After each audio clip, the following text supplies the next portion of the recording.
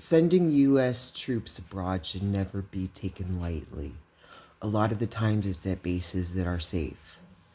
If we were to send American forces to Gaza, I would envision brigades of 7 people, 2 of whom just are kind of picked to blend in, and then another 5 who all, I'm sorry, another 4 who all speak Spanish.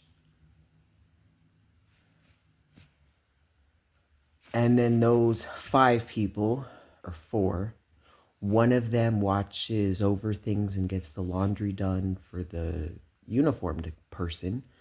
And the uniformed person has a taser and something. And then 2 or 3 people who will take their iPhones and to warm up to folks who are there, show them in relation to Belize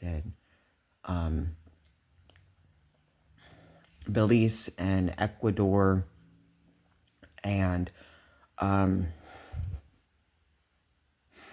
those where Mecca would be from that direction. So which way they faced pray, depending on which country admits them, and have them fill out in Spanish, these folks who obviously would have to speak whatever language these Israelis speak, and have them make sure that they are all these displaced Israelis are safe. I would think perhaps some nice places that are safe in the American hemisphere in the southern side are Belize, Ecuador, Chile. Well, Chile wasn't on my last list, but there's 5 that I mentioned, and then they just did the Assylum apps in Spanish.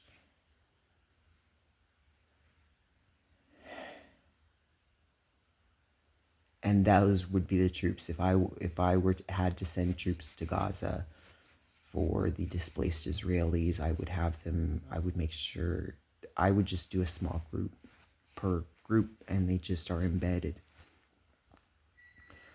And you have the uniformed person with a taser to make sure there's no physical altercations, and that person should probably understand, hearing wise, many languages. That would be your most languagely person, because and who just listens to it to hear it, what's going on, and keeps a quiet watch. And then two or three people with an iPhone, and then one person doing immunizations, and then one person who makes sure the uniformed person has fresh laundry.